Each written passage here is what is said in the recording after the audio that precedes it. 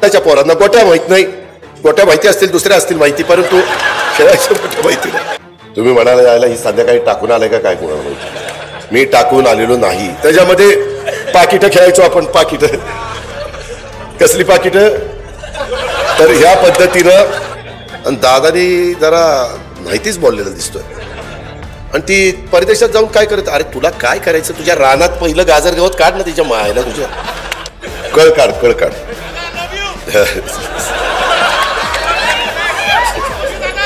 काय दाबतंय त्याचं त्यालाच माहिती, आणि काय पाहतंय त्याचं त्यालाच माहिती.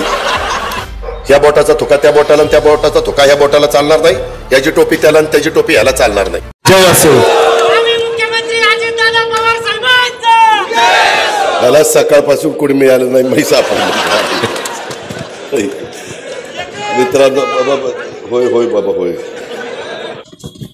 मित्रांनो, अनेक वर्ष माझ्यासारख्या कार्यकर्ता तुमच्या सगळ्यांचं प्रतिनिधित्व करतोय. 91 साली तुम्ही सगळ्यांनी मला निवडून दिलेलं होतं, पण काही कारणानिमित्त मला लोकसभेमध्ये 6 महिन्याच्या आत राजीनामा द्यावा लागला आणि मला महाराष्ट्राच्या राजकारणामध्ये यावं लागलं. आपण सगळ्यांनी स्वर्गीय यशवंतराव चव्हाण साहेबांचं बेरजेचं राजकारण बघितलंय. आपण नेहमी शिवशाहू फुले आंबेडकरांच्या विचारधारा डोळ्यासमोर ठेवून पुरोगामी विचार पुढे घेऊन जात असतो.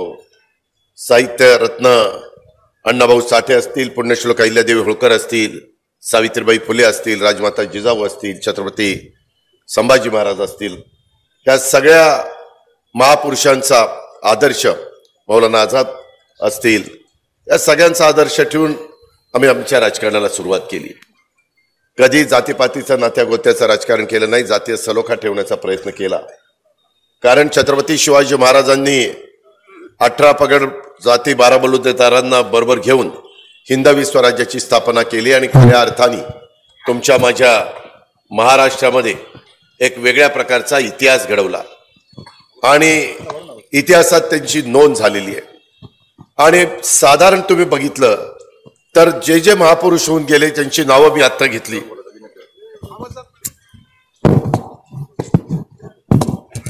माझा आवाज जात नाही म्हटल्यावर याला काय म्हणावं. याच्यामध्ये वेगवेगळे मान्यवर स्टँड आहे. खरं स्टँड काय आवाज घाबरला का काय जायला लागला. बाकी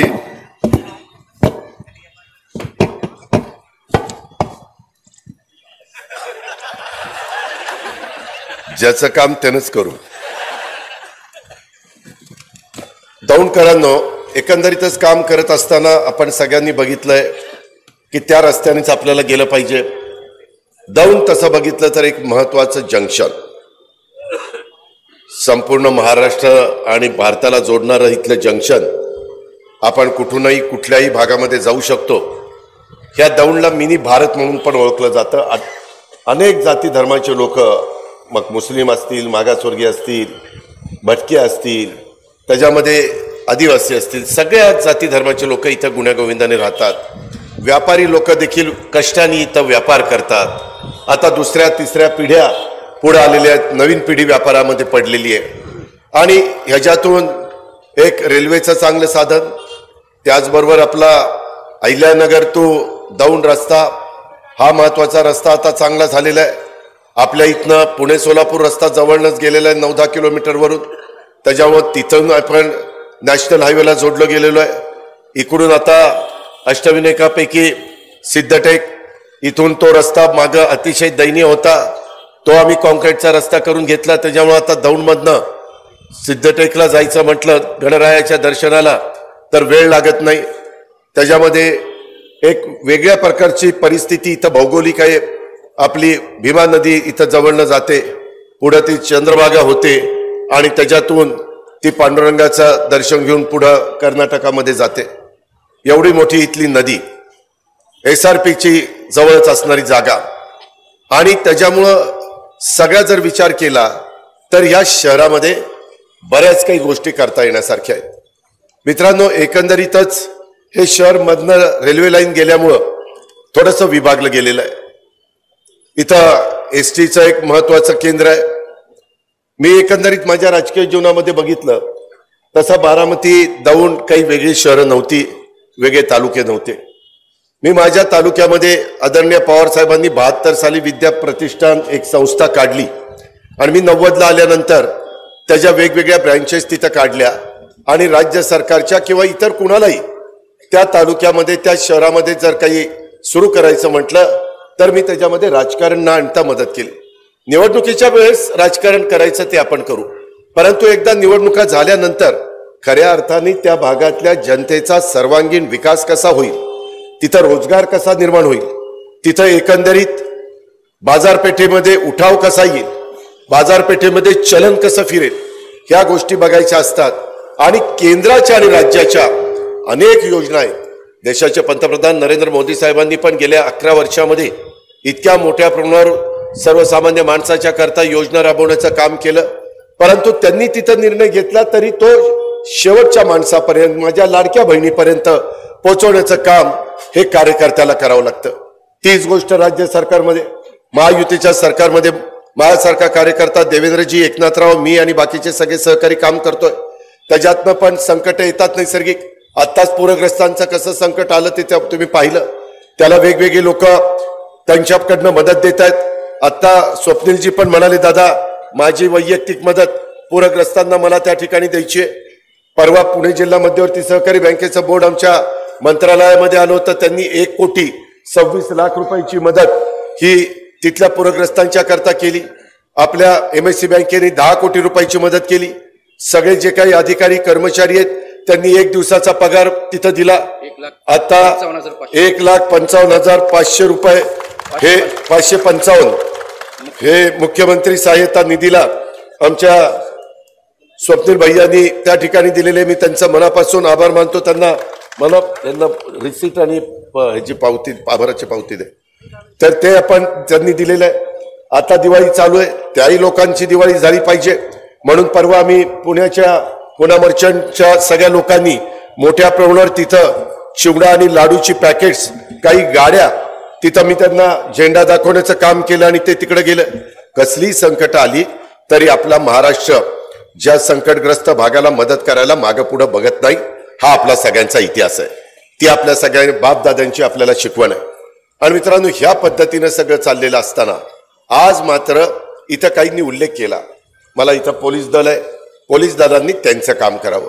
कायदा सुव्यवस्था चांगली राखण्याच्या करता ज्याचं चुकत असेल, जे डॉक्टर बाबासाहेब आंबेडकरांचं जे संविधान आहे ते संविधान त्याचा अपमान करत असेल, जर बाबासाहेबांनी दिलेली घटना आज जगातली सर्वोत्कृष्ट घटना अशा प्रकारची ओळखली जाते, जगातलं सर्वोत्कृष्ट संविधान म्हणून त्या संविधानाकडे बघितलं जातं.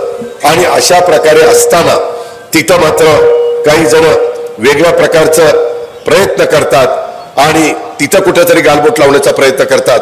मला या पक्षप्रवेशाच्या निमित्तानं शासनाच्या विविध विभागाला सांगायचं आहे, सरकार येत असतं, सरकार जात असतं, सगळेच जण कायम त्याच ठिकाणी राहतात अशातला भाग नाही. जसं 4 दिवस सासूचे असतात तसे 4 दिवस सुनेचे पण येत असतात. हे आम्ही लहानपणापासून ऐकत आलेलो आहे. आणि त्याच्यामुळं आपण कधी सत्ता असली म्हणून मस्ती पण दाखवू नये आणि सत्ता नसली म्हणून नाउमेद पण होऊ नये. हे चालूच असतं. किती वर्ष आपण हे सगळं बघत आलोय. परंतु लोकांची कामं होतात की नाही? आपल्या इथल्या शेतीचा आणि पिण्याचा पाण्याचा प्रश्न सुटतोय का? आपल्या इथल्या लोकांना मूलभूत गरजा नीटपणे आपल्याला देता येतात का? आपल्या इथं विकासाच्या दृष्टिकोनातनं काम होतंय का? दर्जेदार अशा प्रकारच्या इमारती माझ्या दौंड शहराच्या वैभवामध्ये भर घालणाऱ्या इथं उभं राहतात का? ह्या सगळ्याचा विचार करायचा असतो. मगाशी माझ्या आधी काही वक्त्यांनी उल्लेख केला, पिंपरी चिंचवड असंच मला 91 साली तिथं खासदार लोकांनी केलं, 92 साली ते शहर मी ताब्यामध्ये घेतलं आणि 2017 पर्यंत मी तिथलं नेतृत्व केलं. अनेक महापौर, उपमहापौर, स्टँडिंग कमिटी चेअरमन, सभागृह नेता अशा अनेक पदाधिकारी, PMT चेअरमन वगैरे मी केले. खूप जणांना संधी दिली, वेगवेगळ्या जाती धर्माच्या लोकांना दिली. तिथं कुठेही भेदभाव केला नाही आणि त्या शहराचा चेहरामोहरा बदलण्याचा प्रयत्न केला. आज त्या शहरामध्ये मेट्रो धावतीये, आज त्या शहरामध्ये रस्ते रुंद झालेले आहेत, डबल फ्लायओव्हर झालेले आहेत, उद्यान आहेत, क्रीडांगण आहेत, तिथं शिक्षणाची दालनं उघडली गेलेली आहेत, वेगवेगळ्या प्रकारची नाट्यगृह तिथं उघडली गेलेली आहेत, तिथे इंडस्ट्री मोठ्या प्रमाणावर आलेली आहे, उद्योग नगरी आणि कष्टकऱ्यांची नगरी. तिथेही जसं आपल्या झालं दौंडला म्हटलं जातं मिनी भारत, तसं पिंपरी चिंचवडमध्ये देखील खूप जण तुमच्या माझ्या मराठवाडा, विदर्भ, उत्तर महाराष्ट्र, त्याच्यामध्ये पश्चिम महाराष्ट्र, सगळ्या कोकण, सगळ्या भागातली लोक आहेत, इव्हन राज्याच्या बाहेरचे पण लोक आहेत. परंतु अतिशय चांगल्या प्रकारचं ते शहर आपण करण्याचा प्रयत्न केलेला आहे. परवाच तुम्ही बघितलं असेल, मी तिथं सकाळी 6 वाजल्यापासून वेगवेगळ्या भेटी गाठी, कुठं काय राहिलंय, कुठं काय नाही. आमच्या हातात काही जादूची कांडी नाही. एखादं काम झालं तरी एखादं काम राहत असेल त्याचा पाठपुरावा. आता मला मगाशी मी रमेश अप्पांनाही दाखवलं, कोणतरी आलं आणि त्यांनी मला निवेदन दिलं आणि निवेदन वाचलं. त्या निवेदनात त्यांनी सांगितलं, दादा 25 वर्ष झाली आम्हाला प्यायला पाणीच नाही. आता 25 वर्ष झाली पाणी नाही, त्यांना 25 वर्षात आज अजित दादा आठवला. त्यांनी मागच सांगायला पाहिजे होतं. आपल्या हातामध्ये केंद्र सरकार आहे, आपल्या हातामध्ये राज्य सरकार आहे, आपल्या हातामध्ये जिल्हा नियोजन समिती आहे, आपल्यामध्ये वेगवेगळ्या आमच्या ओळखी लोकांच्या झालेल्या CSRचा फंड आपण आणू शकतो.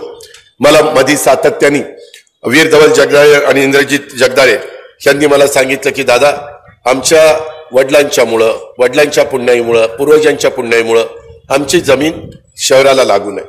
इथनं बरोबर 1.5 किलोमीटरवर त्यांची जमीन आहे. आता शहर वाढतंय, त्याही बाजूला वाढतंय आणि त्याच्यामुळं आम्हाला तिथे एक शिक्षण संस्था काढून द्या. परवा ही गोष्ट माझी 2-3 महिन्यापूर्वीची.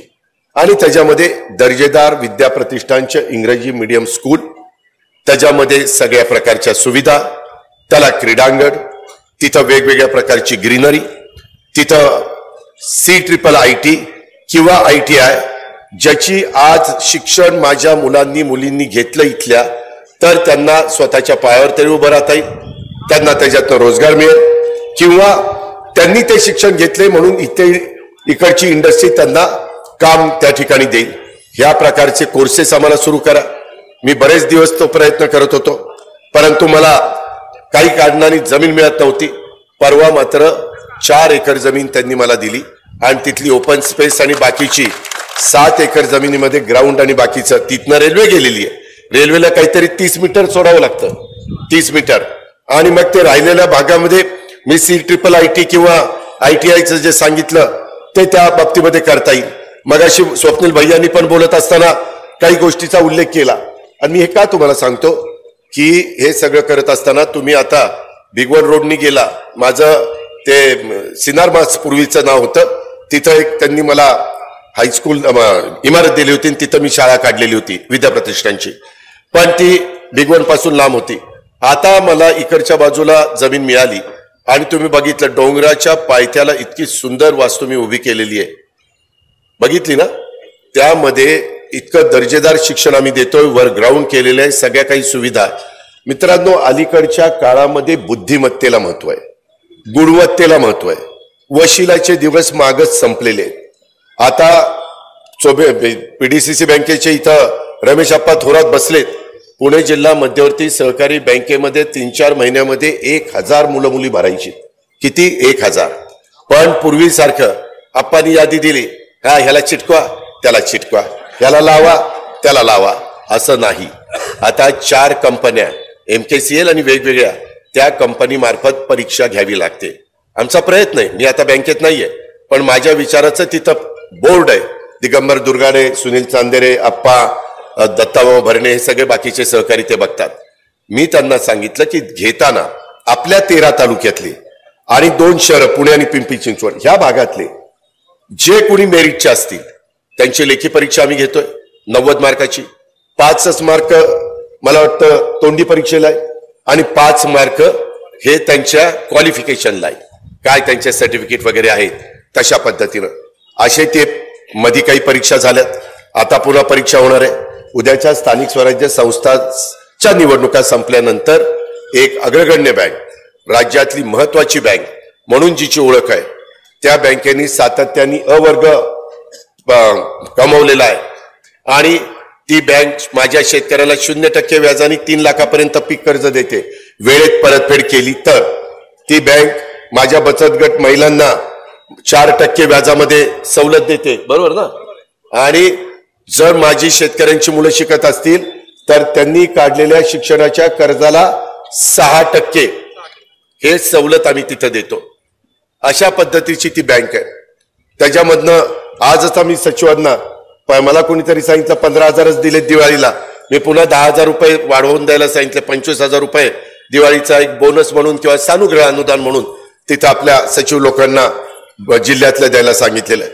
मित्रांनो, ह्या पद्धतीने संस्था चालतात. आणि हे सगळं करत असताना मी मगाशी का तुम्हाला सांगितलं, माझ्या बारामतीमध्ये देखील पूर्वीच्या काळामध्ये फक्त साखर कारखान्याचं छत्रपती माळेगाव सोमेश्वरचं पेमेंट झाल्यानंतर दिवाळीच्या बाजारपेठेमध्ये उठाव यायचा.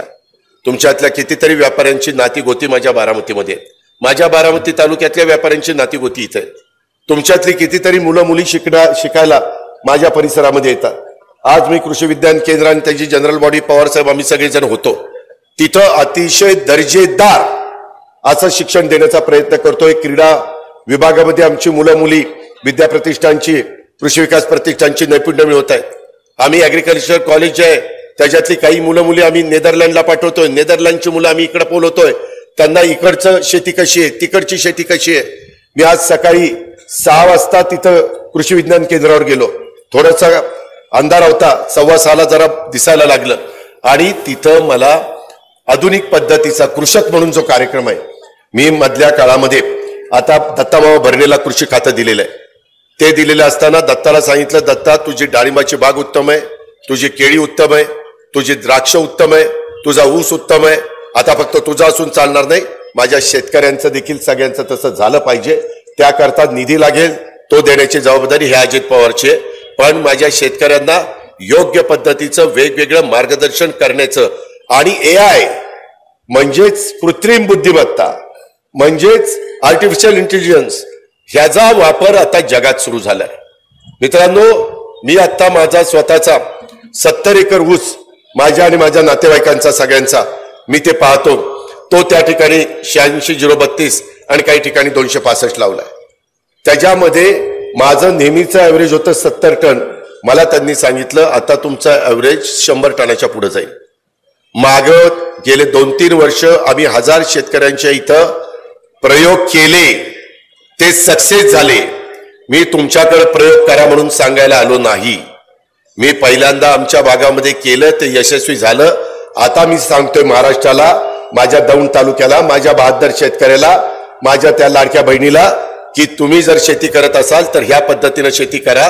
परवा तुम्ही पेपरला वाचलं असेल, VSI ला मीटिंग होती, त्याच्यामध्ये शेतकऱ्यांना पहिल्यांदा 9,250 रुपये भरायचे होते. 9,250 रुपये हेक्टरी ते VSI भरणार होतं. बाकीचे काहीतरी 6,500 साखर कारखाना भरणार होता. असा हेक्टरी 25,000 रुपये खर्च येतो. पण ठिबक आधी असलं पाहिजे, नाहीतर ठिबकचा खर्च वाढतो. आणि त्यामध्ये आपल्या इथल्या जमीन थोड्याशा चोपड व्हायला लागलेल्या आहेत, त्याच्यामध्ये क्षार वाढायला लागलेले. आपल्या इथलं नदीचं पाणी आता आम्ही सिवरेज ट्रीटमेंट प्लांट मोठ्या प्रमाणावर बसवतोय.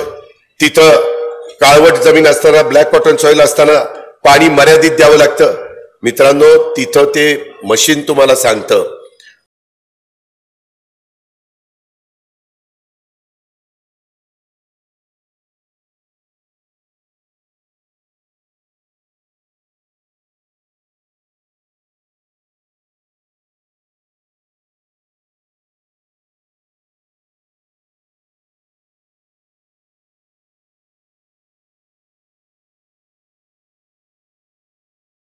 तुम्ही म्हणाला यायला ही संध्याकाळी टाकून आलाय का काय कोणाला माहिती. मी टाकून आलेलो नाही.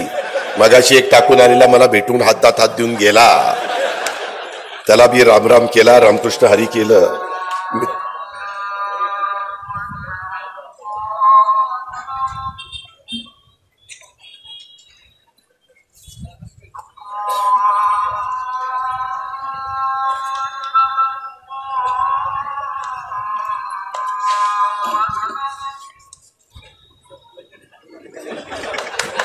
ज्याला त्याला स्वतःची काळजी असते.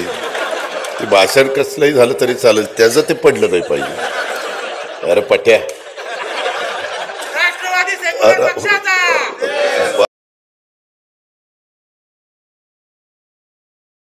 त्याच्या निवडणुका अजून यायच्या, दम ठेव राव, तोपर्यंत दम निघून जाईल. कळ काढ.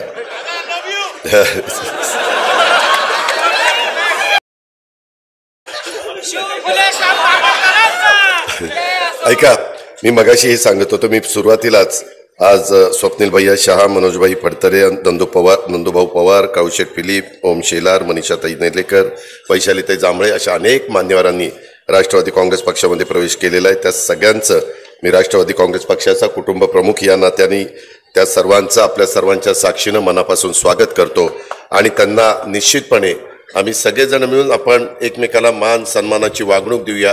कुठल्याही परिस्थितीनं आम्ही आगीतनं उठलो फोपेटात पडलोय अशा प्रकारची वेळ आमच्याकडनं माझ्या सहित कोणी तुमच्यावर येऊन देणार नाही हा शब्द देखील ह्या महत्त्वाच्या चौकामध्ये मी आपल्या सगळ्या सहकाऱ्यांना आणि आलेल्या सगळ्या मान्यवरांना देतो.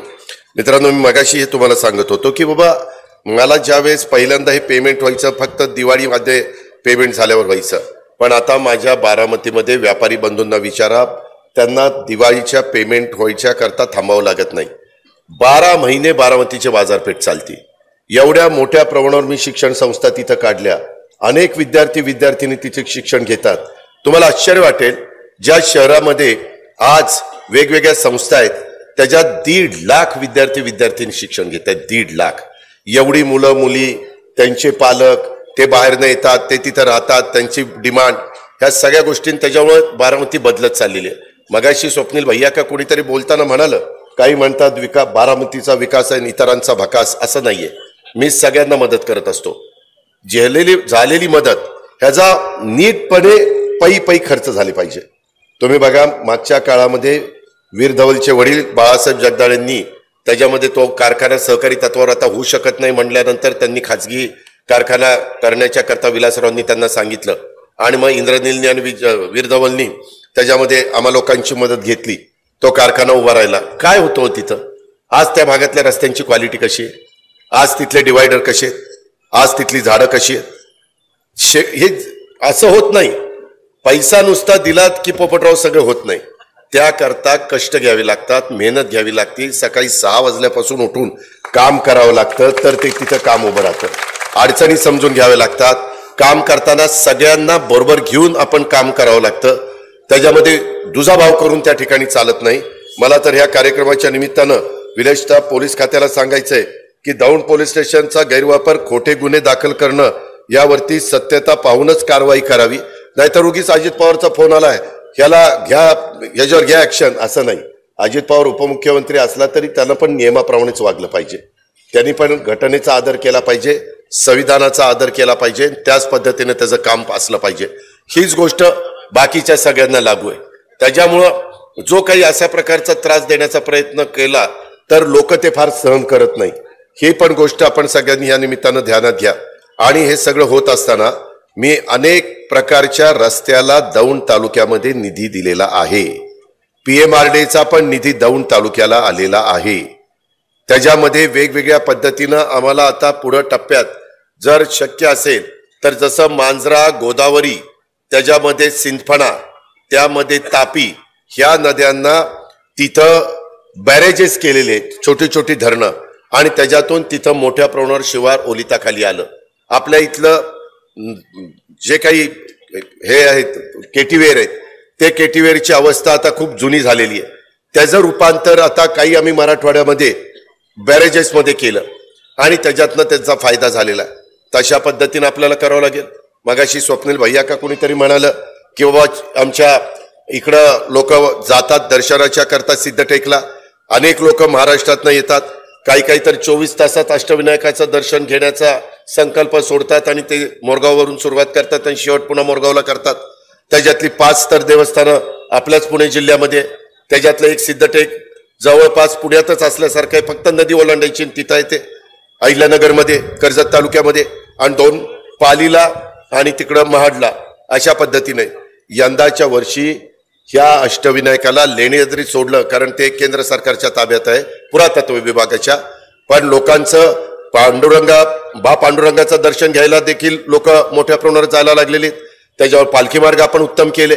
आता तिकडं काही जण मोठ्या प्रमाणावर अष्टविनायकाला जातात, तिथंही आपण चांगल्या पद्धतीच्या सुविधा देतोय. जवळपास 150 कोटी रुपये आपण खर्च करतोय. मी त्यांना सांगितलं हे 150 कोटी रुपये 7 ठिकाणी कमी पडले तर सांगा, आपण आणखीन देऊ. योग्य ठिकाणी पैसे देण्याची आपली तयारी आहे. आपल्याला काही अडचण नाहीये. त्यामध्ये तुळापूरला आणि वडूला जे छत्रपती संभाजी महाराजांनी आयुष्यामध्ये एक देखील लढाई हारली नाही, छावा चित्रपट आल्यानंतर संभाजी महाराजांचा इतिहास अनेक नवीन पिढीला कळाला की छत्रपती संभाजी महाराज एक शौर्य कसा योद्धा असू शकतो, शौर्य कसं दाखवू शकतो, एकही लढाई न हरलेला राजा हा कसा असू शकतो, त्याचं मूर्तिमंत उदाहरण म्हणजे छत्रपती संभाजी महाराज. आणि त्यांचं एक चांगल्या प्रकारचं स्मारक करण्याच्या करता 350 कोटी रुपयाचं काम तिथं आम्ही चालू केलेलं आहे. अनेक महात्मा ज्योतिराव फुले आणि सावित्रीबाई फुल्यांचं पण भिडेवाड्यामध्ये आणि तिथं स्मारक अतिशय चांगल्या प्रकारचं आम्ही करतोय. पुण्यश्लोक अहिल्यादेवी होळकरांचं चौंडीला राजमातांचं तिथं आपण त्यांचं स्मारक करतोय. अशा पद्धतीनं समाजातल्या सर्व घटकांच्या करता आपण इव्हन साहित्यरत्न अण्णाभाऊ साठेंचं, बाबासाहेब आंबेडकरांचं काम तर किती मोठं चाललंय, जगातला सगळ्यात उंच पुतळा अशा पद्धतीनं तिथं स्मारक 14 एकरामध्ये मुंबईला चाललेलं आहे. अशा पद्धतीचं बाबांनो आपलं काम चाललेलं आहे. आपण हे सगळं करत असताना आपल्याला पण शिक्षणाला महत्व द्यावं लागेल. त्याच्यामध्ये आपल्याला 1 तासामध्ये पुणे आहे. आता पुण्याच्या स्टेशनला देखील खूप मोठ्या प्रमाणावर गर्दी असती. आता आम्ही दुसरं स्टेशन हडपसरला करतोय, कारण हडपसर देखील जवळपास तिकडंही पुढे वाढतंय. मधल्या काळात आम्ही जरा सर्वे केला की हडपसरच्या भागात एक वेगळी महानगरपालिका करता येईल का, त्याच्यात उरळी कांचन, त्याच्यामध्ये वाक वस्ती, त्याच्यामध्ये लोणी काळभोर, त्याच्यामध्ये वाघोली, हा सगळा हे सगळा परिसर येतो. ते पण आमचं तपासायचं काम चाललेलं आहे. आणि PMRDच्या माध्यमातनं ह्या सगळ्या गोष्टी कशा करता येईल ह्या पद्धतीनं, कारण काम करताना उद्याची 50 वर्ष डोळ्यासमोर ठेवून निर्णय घ्यायचे असतात. ह्या पद्धतीनं आपलं सगळं चाललेलं आहे. आणि म्हणून त्या दिवशी मला इंद्रजित आणि वीरधवल भेटले. त्यांनी ती जागा द्यायचं सांगितल्यानंतर आम्ही त्याचा प्लॅन पण तयार केला. आम्ही तिघांनी पण बसून त्याच्यामध्ये ऑप्शन 1, ऑप्शन 2, ऑप्शन 3, ऑप्शन 4 पाहिले.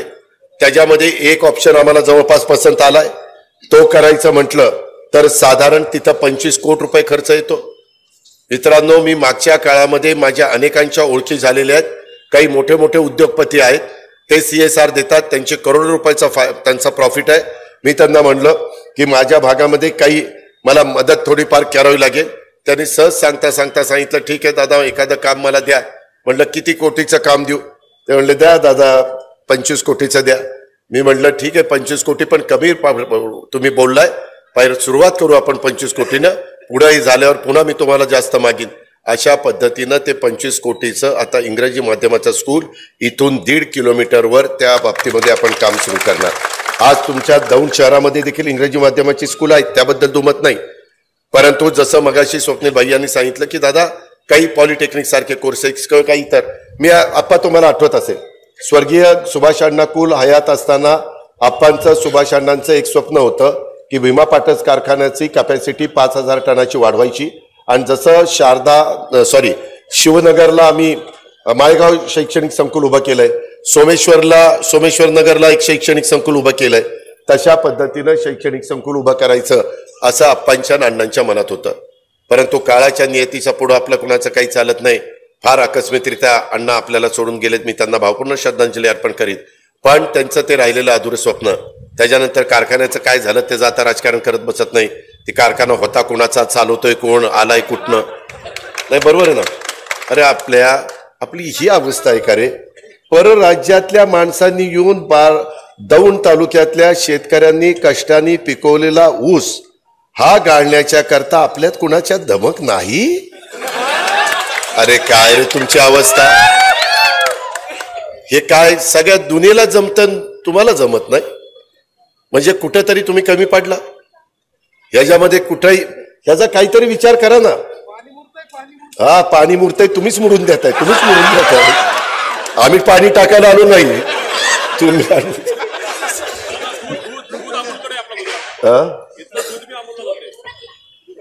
ठीक आहे. आता शेवटी आपलेच दात आपलेच ओठ. मित्रांनो, शेवटी आपल्या भागातल्या मुलांच्या मध्ये, मुलींच्या मध्ये, कर्तबगार माणसांच्या मध्ये कर्तृत्व आहे, सगळं काही आहे.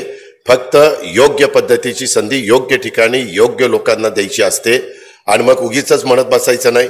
मी तिथं ज्या काही सुधारणा करतो बारामतीमध्ये, मी अक्षरशः मला वाईटपणा घ्यावा लागतो. पिंपरी चिंचवडमध्ये तुम्हाला आठवत असेल, जुना पुणे मुंबई रस्ता रुंद करताना मी तो होता 2 पदरी, तो मी केला 8 पदरी. 8 पदरी करताना मला काही घरं काढावी लागली नसते, काही तिथं अनधिकृत बांधकामं काढावी लागली नाही, परंतु आम्ही त्यांची पर्यायी व्यवस्था केली.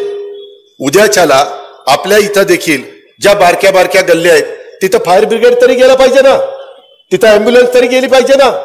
उद्याच्याला कुणाच्या घरामध्ये रात्री अपरात्री काही कोणी सिरियस झाला तर काही पण घडू शकतं ना. कसं तिथं जायचं गाडीनं? त्याच्याकरता पूर्वीचा काळ वेगळा होता बाबांनो. त्यावेळेस वाहनं कमी होती, बैलगाड्या चालायच्या, टांगा घोडा चालायचा. आता परिस्थिती ती नाहीये. परवा दसऱ्याला माझ्या बारामतीमध्ये 2300 गाड्या 4 चाकी विकल्या गेल्यात. 2300 गाड्या आल्याच ना तेवढ्या रोडवर. मग रोड मोठे करायला नको? त्याच्या संदर्भामध्ये पब्लिक सर्व्हिस ट्रान्सपोर्ट चांगली करायला नको? त्याच्यामध्ये मेट्रोच्या बद्दल, मेट्रो अजून आपल्याला यायला वेळ आहे, परंतु लोकल ही आपल्याला चालू करावी लागेल. त्या ट्रिपा आपल्याला वाढवाव्या लागतील. त्याच्याकरता वेळ पडली तर मी वैष्णवी साहेबांच्याकडे जाईल. पण तुम्ही पण चांगल्या नेतृत्वाचा स्वीकार केला पाहिजे. आज अनेक वर्ष एका पक्षामध्ये स्वप्नील मी बघत होतो, त्याचं बोलताना त्या ठिकाणी मन दाटून आलेलं होतं. आवाज त्याचा थोडासा वेगळ्या पद्धतीचा आला होता. माणसाला वाईट वाटतं की ज्याचं आम्ही इतकं लहानाचं मोठं करायला अक्षरशः हातावरच्या फोडाला जसं आपण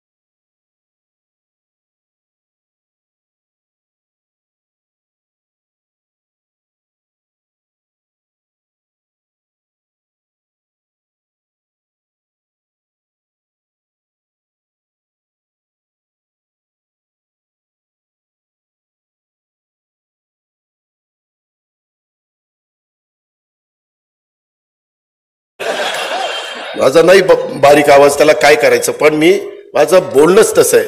पण मी समाजाच्या करता बोलत असतो, वैयक्तिक माझ्या स्वतःच्या स्वार्थाकरता बोलत नसतो. ह्या गोष्टीचा विचार आपण त्या बाबतीमध्ये करा. आणि अजूनही माझं सतत लक्ष आहे एआयचा वापर करून नवीन पद्धतीचं शिक्षण देखील उद्याच्या काळामध्ये आपल्याला इथं उपलब्ध करून द्यावं लागणार आहे. आज बरेचसे मुलं मुली आम्ही ते पारितोषिकाचे देत होतो, त्यावेळेस मी विचारत होतो कोण सांगलीवरून आलंय, कोण बार्शीवरून आलंय, कोण बीडवरून आलंय, कोण लातूरवरून आलंय. वेगवेगळ्या भागातली आपल्या दौंडची पण मुलं मुली बरीच माझ्याकडं शिकायला बारामतीमध्ये आहेत.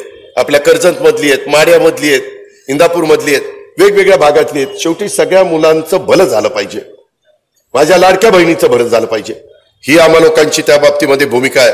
आणि म्हणून इथं आता दौंड शहरालगत असणारं गोपाळवाडी राजमार्ग बाह्यवळण रस्ता व्हायला पाहिजे. 49 कोटी रुपये त्याला लागणार.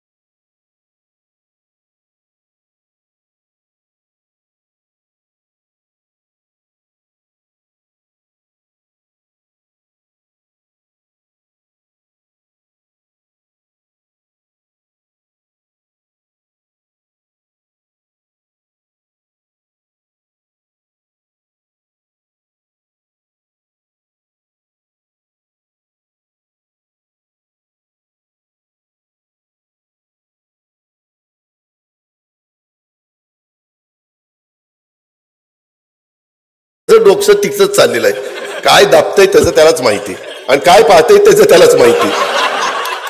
जे हे आहे ना,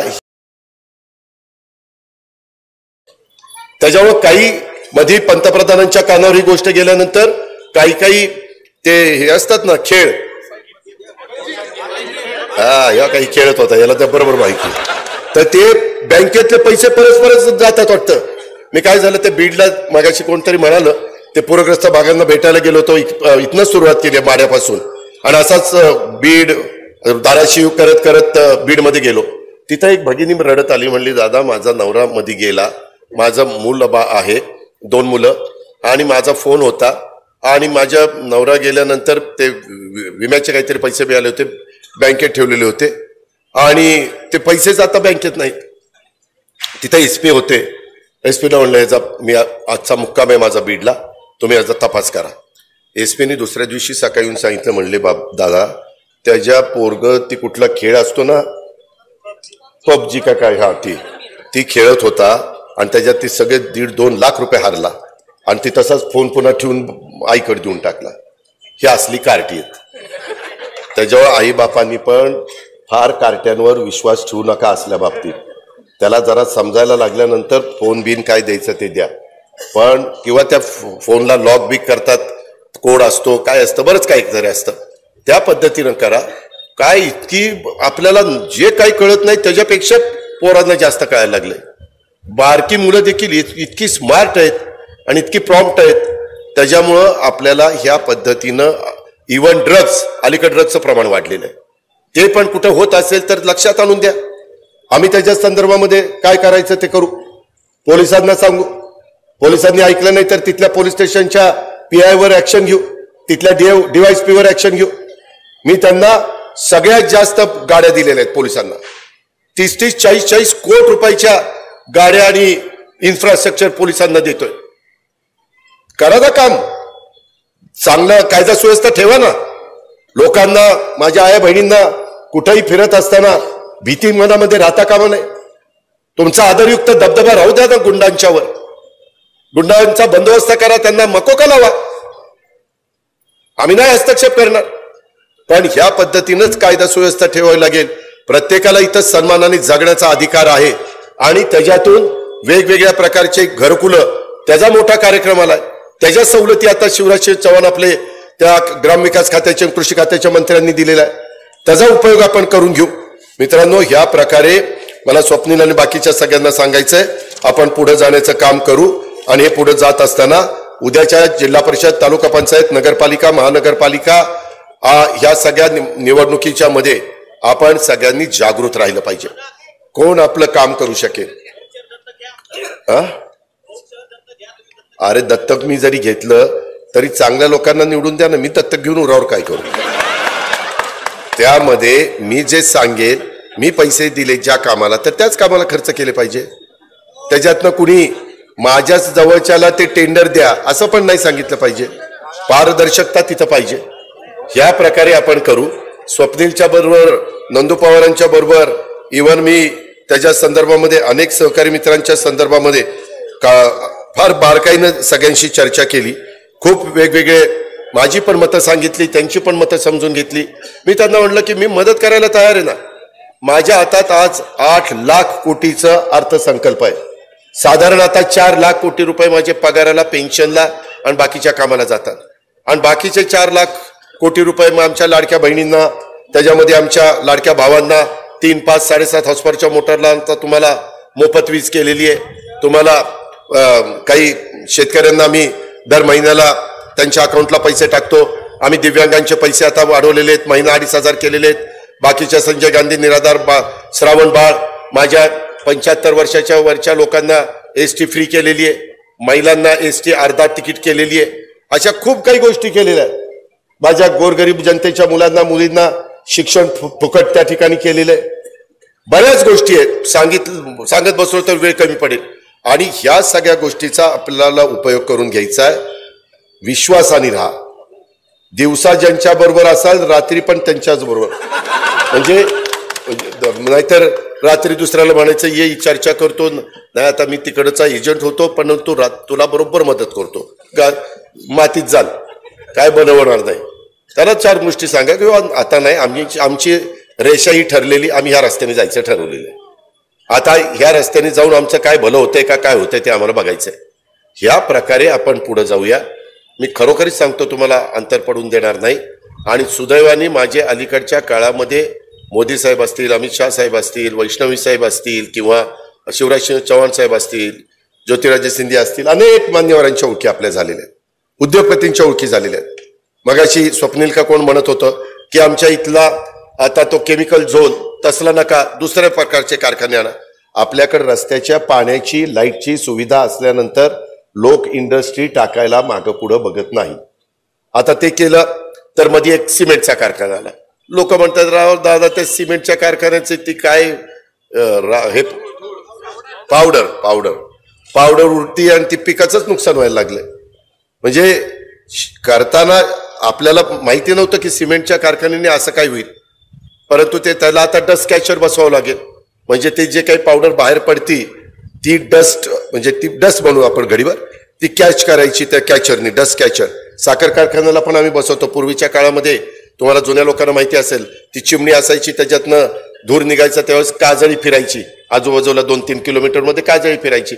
जाडलं तरी काजळी अंगावर पण पांढऱ्या कपड्यावर तर लगेच दिसायची. आता त्याला डस्ट कॅचर बसवतात. आता नवीन सायन्स फार पुढे गेलं. मी मगाशी तुम्हाला एआयचं सांगितलं, ते तर इतकं सांगण्यासारखं आहे. आम्ही आता कृषक जानेवारीमध्ये घेतोय. तुम्ही कधीतरी बारामतीला येऊन ते पहा की तिथं आम्ही शेतावर, म्हणजे आम्ही असं स्क्रीनवर दाखवत नाही, फील्डवर. आता कांदा, नवीन एक कांदा डेव्हलप केलेला आहे. तो कांदा काढल्यानंतर 8 महिने चांगला राहतो. किती? 8 महिने. जो काही आपला आता अलीकडे कांदा काढला की तो खराब होतो, नाचतो, फेकून द्यावा लागतो, भाव कमी होतात, कमी झाले की त्रास होतो, जास्त झाले की पैसे मिळतात.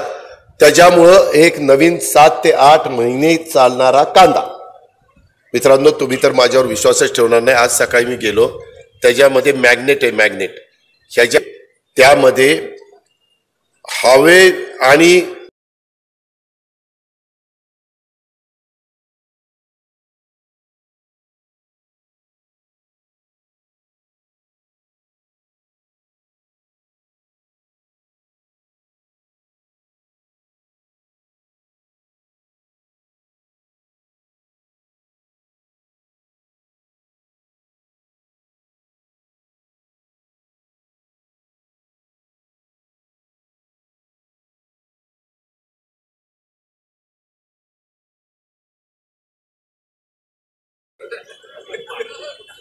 इकडे येऊन गप्पा आणायच्या. याला आप्पा आज असं का बोलत होता कुणाला माहिती. आणि दादानी जरा माहितीच बोललेलं दिसतोय. आणि ती परदेशात जाऊन काय करत, अरे तुला काय कर,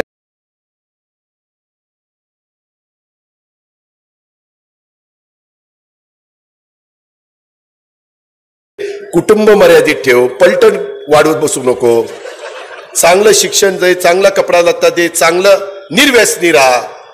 पण दुनियाच्या चर्चा, ह्याचं काय झालं, त्याचं काय झालं, त्याचं काय व्हायचं ते होईल, तुझं काय झालं ते बघ ना. त्याच्या खाली जळतंय, त्याचं तिसरंच चाललंय. हे असं बाबांनो करू नका. हे कुणी तुम्हाला सांगणार नाही, पण मी सांगेन, कारण आपण एका परिवारातले, एका घरातले. शेवटी आपला समाज पुढे गेला पाहिजे, आपला दौंड तालुका शहर पुढे गेलं पाहिजे, जिल्हा पुढे गेला पाहिजे. अशा पद्धतीनं आपण त्या बाबतीमध्ये पुढं जाऊया, पुढं करूया. आज ह्या सगळ्यांच्यामुळं निश्चितपणे आपल्याला सगळ्यांना मदतच होणार आहे, त्याबद्दल मला दुमत असायचं कारण नाही.